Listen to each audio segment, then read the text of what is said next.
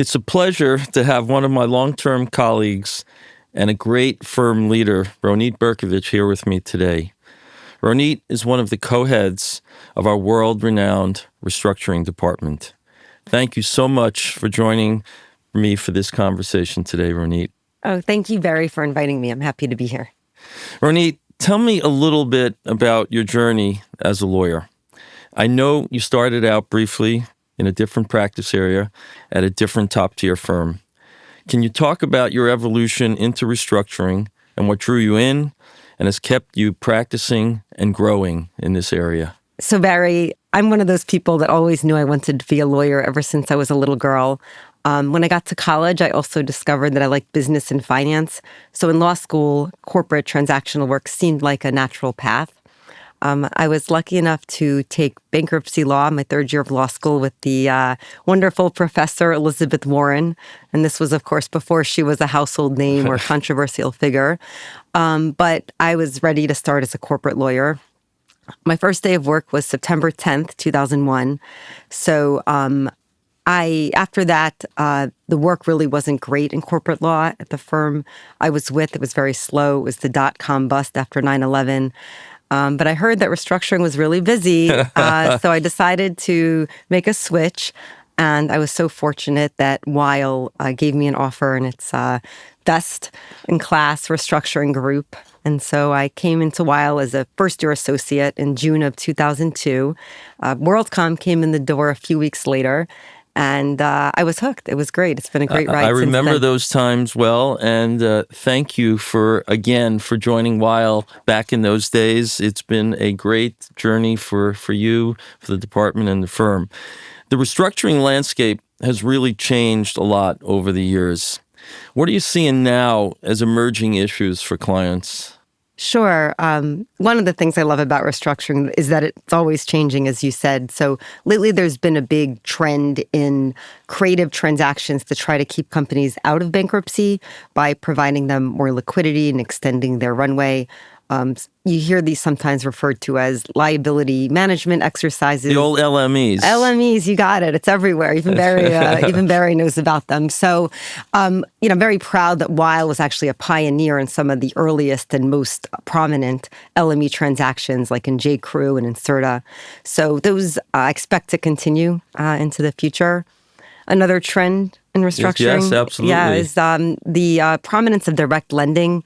It used to be that most of the creditor groups we dealt with were syndicated loans or large groups of ad hoc bondholders, but there's been a move lately to having direct lending by one or a small group of lenders, generally non-banks, private credit funds, and that actually makes the restructuring a lot easier because you're just dealing with one or two sophisticated parties rather than these syndicated banks. Yes, exactly. No, but it's just like the disparate groups, and the banks often trade into the hands of various funds that have a lot of strategies, including playing games of holdout and things like that. So that's been another change. Terrific. Let's go back to when you started as an associate at Weil. Wasn't it daunting to be in a group with such eminent practitioners when you were an associate and more junior in your career? I remember all of them really well, and they were really eminent practitioners. Yes, it was daunting, but it was also really empowering. I got to be up close and personal with the smartest minds in restructuring, from Harvey Miller to Marcia Goldstein to Steve Karatkin to Gary Holzer. And they were always very accessible and approachable. And you could tell from the beginning that they really cared about the next generation and about investing in talent. So it was very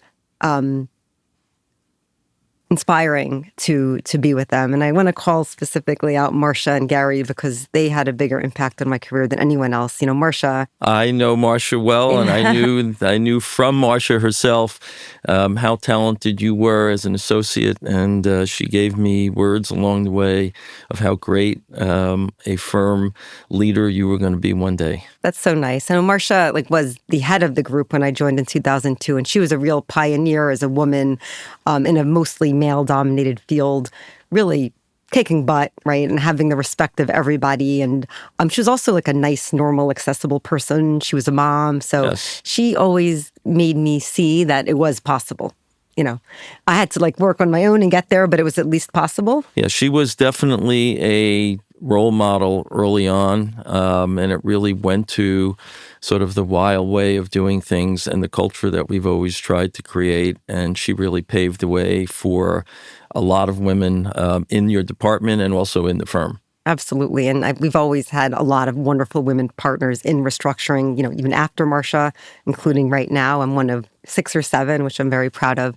And then Gary Holzer was a young partner when I started, but he saw talent in me and he really invested in me, and he gave me the hard, constructive feedback that you need to get better, and he advocated for me, and he helped me believe in myself, and he also made sure that I was leading important matters. So, and I would say even to this day, he's still investing in you, supporting you, and championing you. It's terrific to see.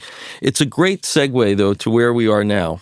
Now you're a newer leader in one of our most prominent departments. So what's your approach to leadership and shepherding the next generation as sort of you were shepherded by Marcia and Gary and others? Yeah, thank you for asking that question. I really care about the firm, and I really care about doing a good job as a leader, and I'm very intentional in my approach to leadership for those reasons.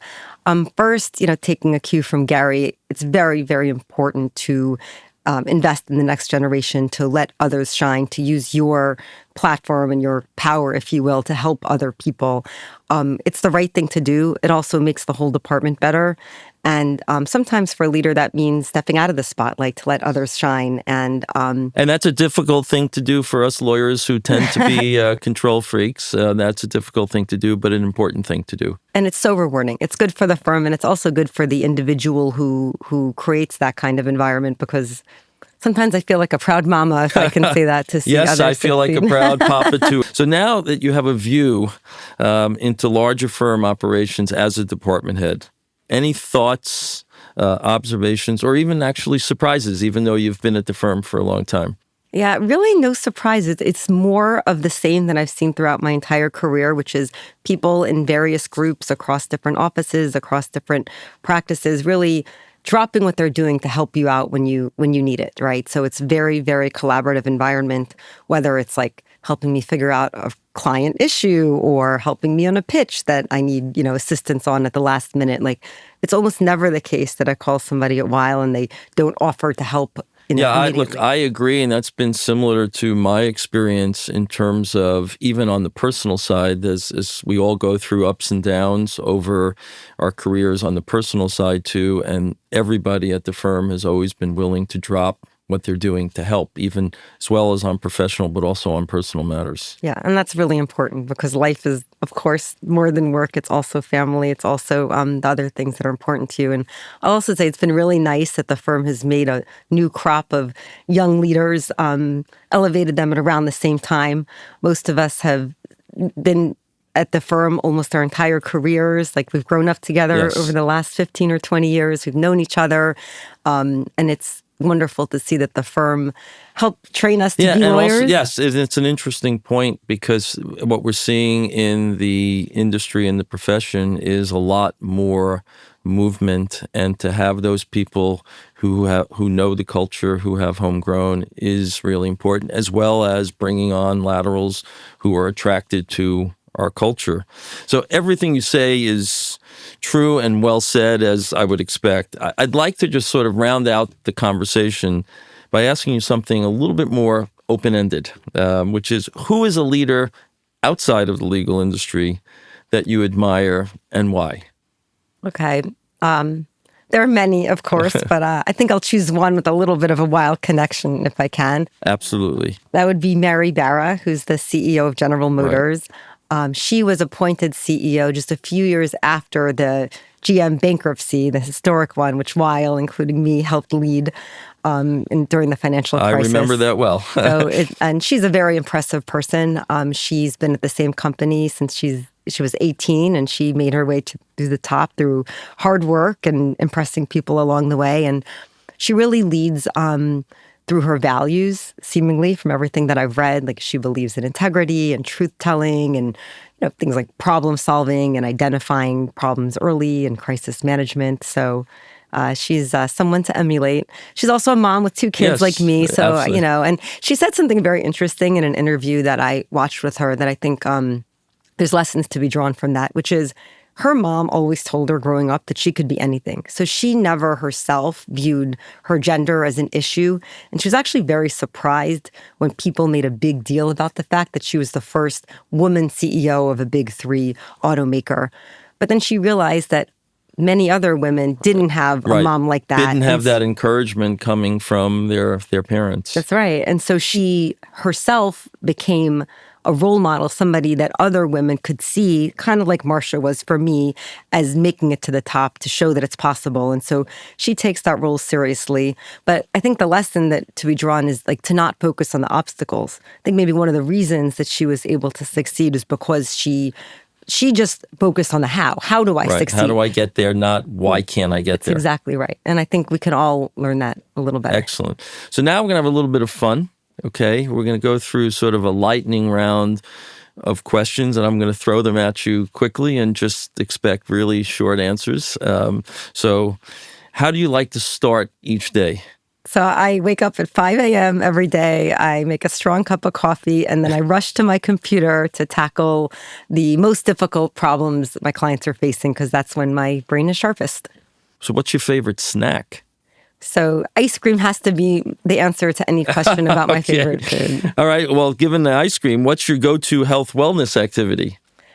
Hot yoga and running in the park when I can. Wow, I would love to run in the park again too. How about what's hot yoga? the last movie? What's the last movie that you watched on a plane? I saw Conclave right before like the recent one. Yeah. And what's your favorite subject in high school? Best subject was math. Favorite was probably government or history. Okay. What's the peak time of the day? 5 a.m. 5 a.m. Perfect. Name a habit or attributes that drives your significant other crazy. Probably setting my alarm for 5 a.m. every day. Okay. What's the last TV show that you binge watched? So I'm not a big TV person. I'm like a nerd. I pretty much like reading more. But my husband and I, we always have one show that we watch. And so we're watching a show called Younger. Okay. Not the most sophisticated show, but I think the purpose of binge watching is a little bit of frivolity. An upcoming vacation or trip that you're looking forward to? Germany this summer. Awesome. What word would an associate on one of your matters use to describe you? Caring, I hope. Perfect. Ronit, this has been a pleasure. Thank you for doing this interview. You just reconfirmed in my mind your ascension to the leadership, and I look forward to you and your colleagues of your generation bringing the firm to the next level. Thank you. Thank you for believing in me, and thank you for having this fun conversation.